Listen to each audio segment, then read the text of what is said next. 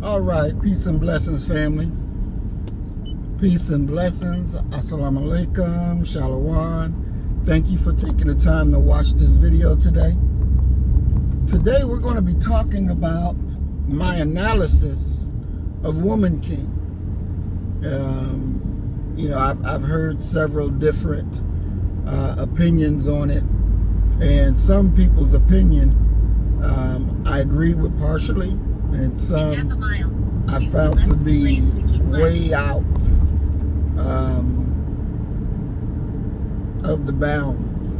And so the first thing I always say is, before we can really analyze something and give our true understanding of it, we got to be able to experience it, meaning we got to see it, we got to know about it, and not just take the little clips that they play advertising it. Sometimes you got to go ahead and see the whole thing and get your view, your understanding from it, from that perspective. And so from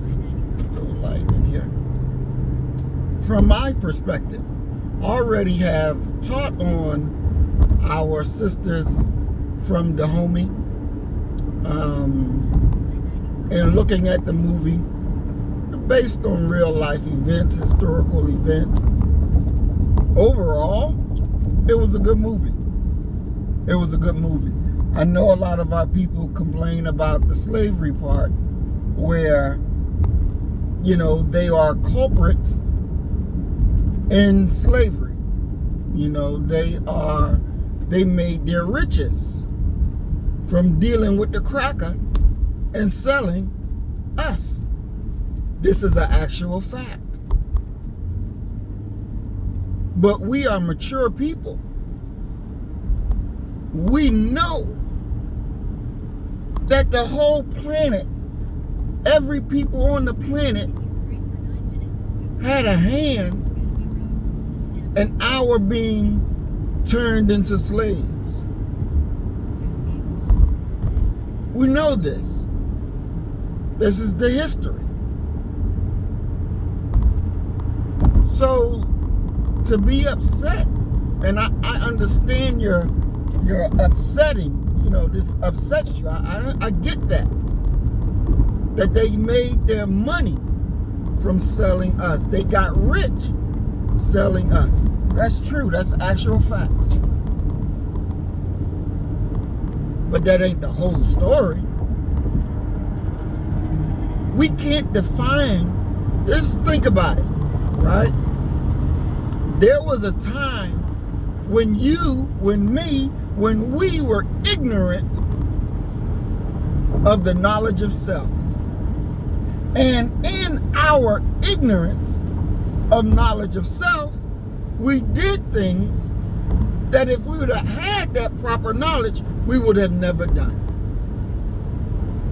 So, do we get crucified for doing something when we didn't have the proper knowledge?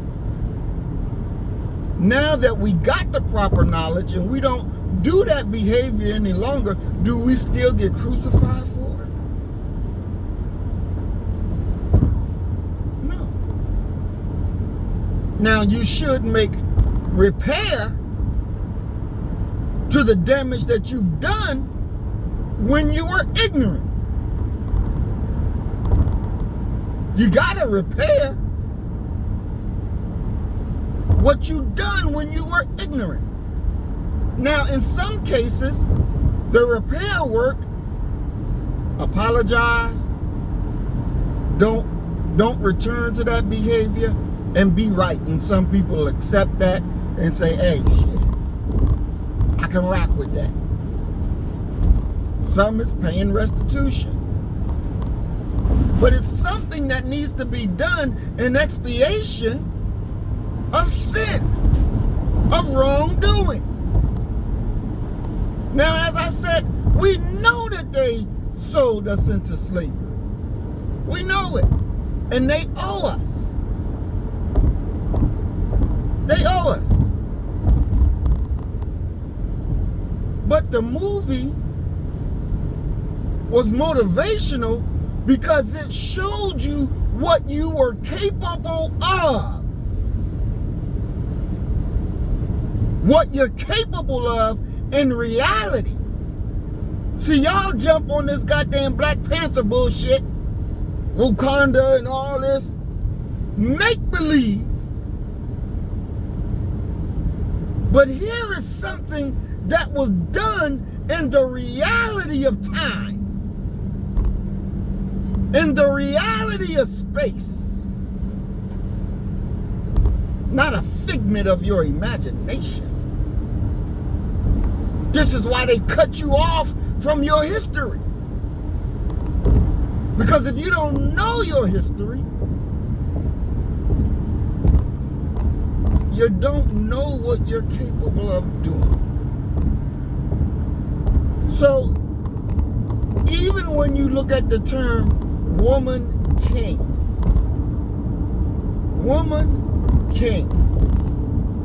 well, what does that mean?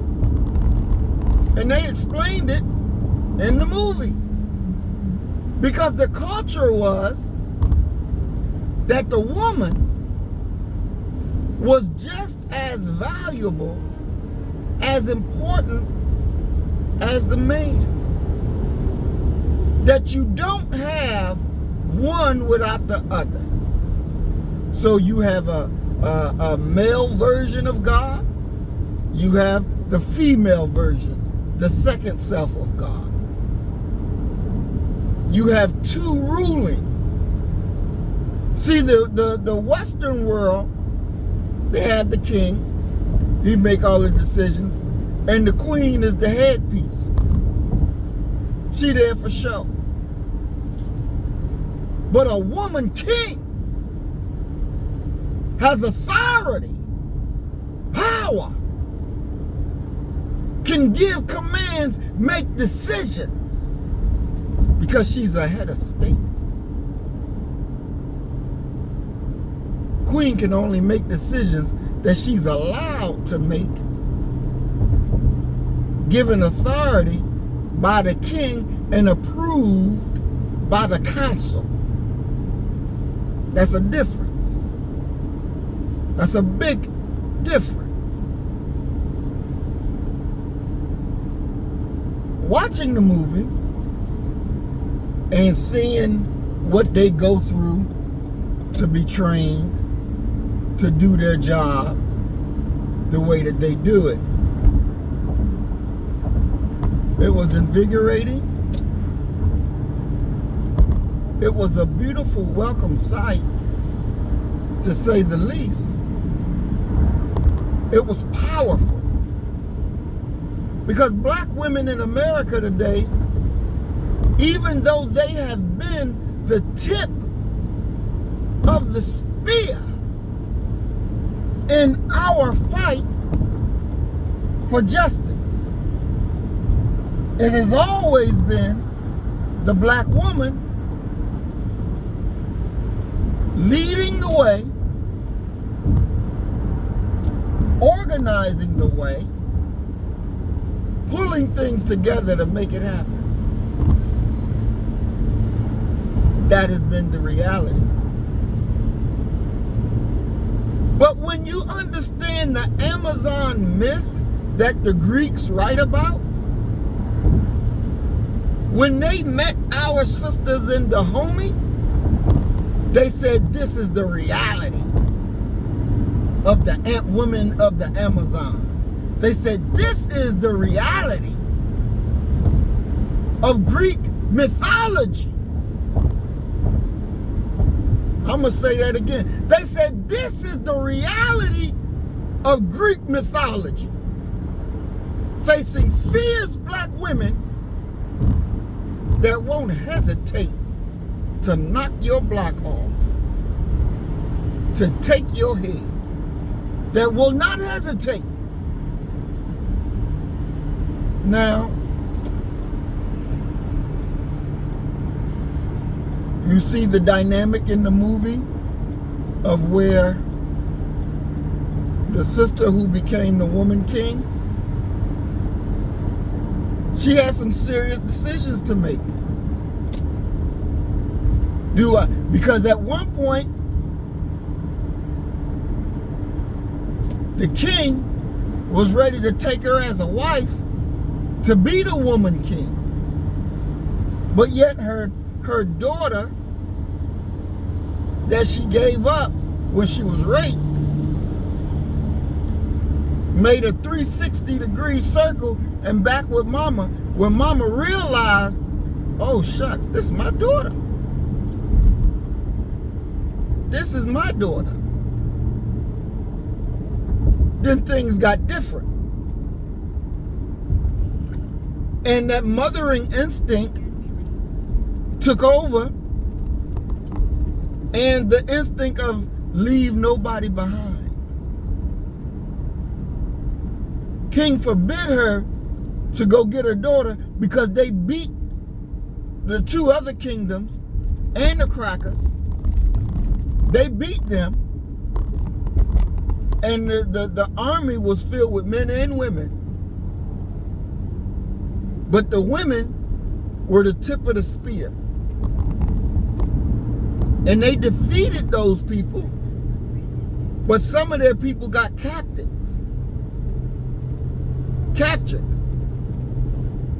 And so she said, I gotta go get my people. Because she knew what they were going to be put through. And she had told the women, if you're ever captured, it is better to kill yourself than to continue on. It is better to kill yourself. Because they will do unspeakable evils to you. Because once upon a time when she was captured, they raped her several times, daily. That's how she got pregnant. So she said, I got to go back and get mine. And she went back and got hers. And you see her starting out on her own, walking there on her own, running there on her own. Then you see her soldiers not far behind coming up, running. Because they said, you ain't going by yourself. We with you. We'll all defy the king because you're right. Let's go get ours. And they went there and killed up to get theirs. And you had this hunky nigga that was in the mix. The hunky nigga, which is the half-breed, half cracker, half nigga, hunky nigga. He was there teetering between two worlds. Between two worlds. His mother was from Dahomey. His father was white. His mother was captured in slavery, brought to Brazil, got his daddy as the slave master. They got together, had a baby, and he took him in as mine. So you got the hunky nigga learning of the world that his mama came from, and doing what he could in his power to help, and even in the end letting the slaves free so that they can kill the cracker, which was his friend.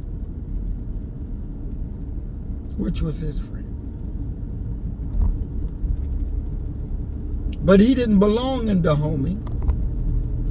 He belonged in Brazil because he was no longer original. He was no longer one of them. He had the mindset of the enemy, trying to walk that fine line. You got to be able to know that you can defeat this enemy.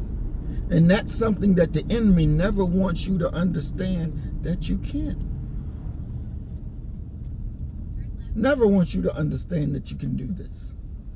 They want you to always to second guess yourself and your own abilities. Because if you have no knowledge that you can do it, when it's time to do it, you'll shy away if you're not strong. So he always want to put fake images out there before you so that you can eat it up. Now, in this time that we're in, where there's this bubbling white civil war, and you have the Christian nationalists on MSNBC, on all these national worldly news outlets, talking about civil war, talking about taking. As I listened to Joe Madison this morning and his foolishness. Yeah, get out the vote and vote for a black representative who speaks your language and who's not afraid to do what needs to be done. But voting will not stop a civil war unless those who want the civil war get their way in the voting. Then they won't attack. But their numbers are not that great. So they're not going to win in the ballot box. So that civil war is coming. And I want you to be ready. And there ain't no vote, there is no ballot that's going to save you from the fight of the century. Because this battle will define your status as free or slave. And what do I mean by that? They're going out getting a constitutional convention. These damn Republicans. And they're wanting to change the Constitution and redo it in a way that's not constructive for you or me. And I told y'all this last year. That's why our work in Mississippi and other places in this country is so damn important. You gotta govern this land. You gotta be in power.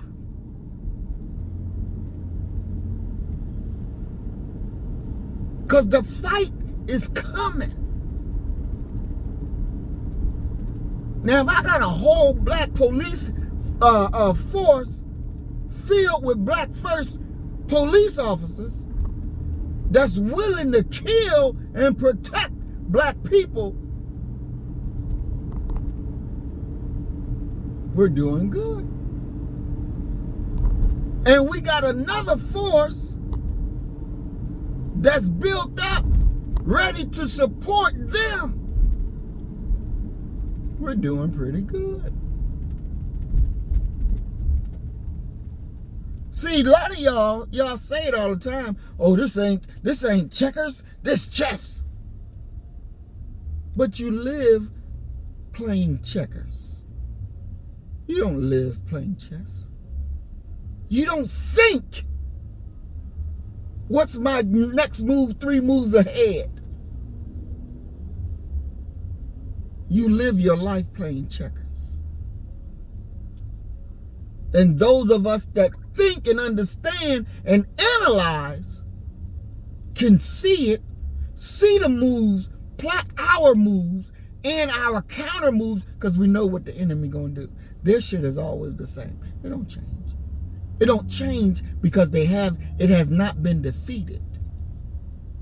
That's why they don't change it. But guess what? You can smell their defeat in the air. Open your third and your fourth eye. You'll be able to smell their defeat in the air. I think that's Phil Collins saying, I can feel it coming in the air tonight.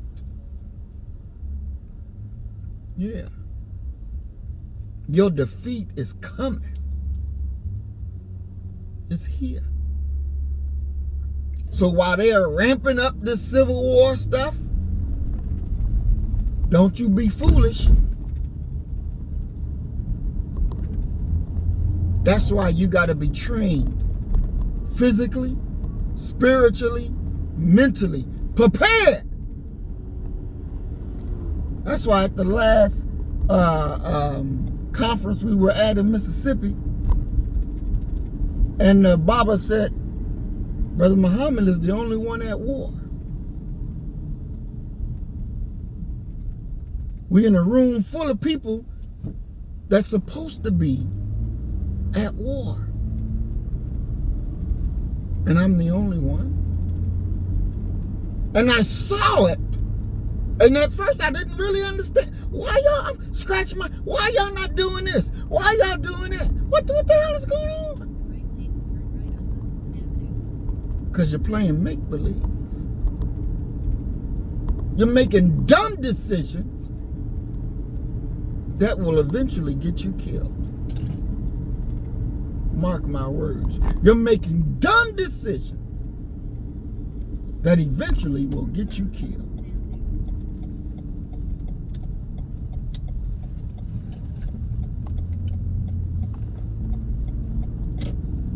See, this thing ain't no joke.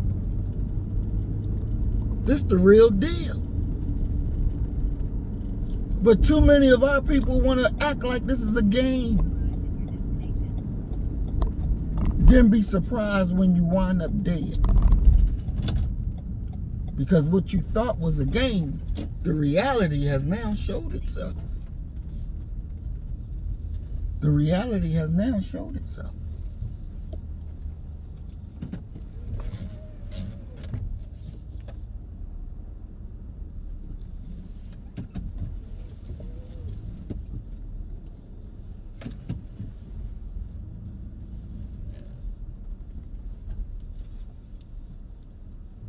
And don't get caught slipping. Do not get caught slipping. Because it's real, family. And it ain't no joke. The movie was a good movie. I do encourage you, go see it. Go check it out. Because it is motivation. And just like Django, where Steven said, nigga, you can't kill all the white folks in Candyland.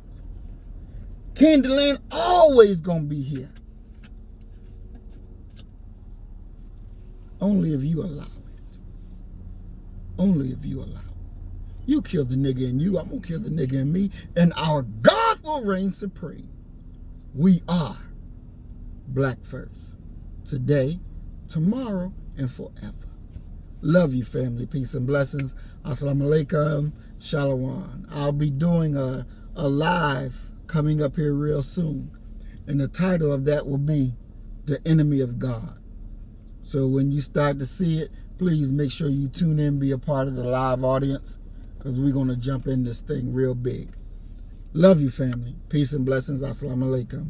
Shalom.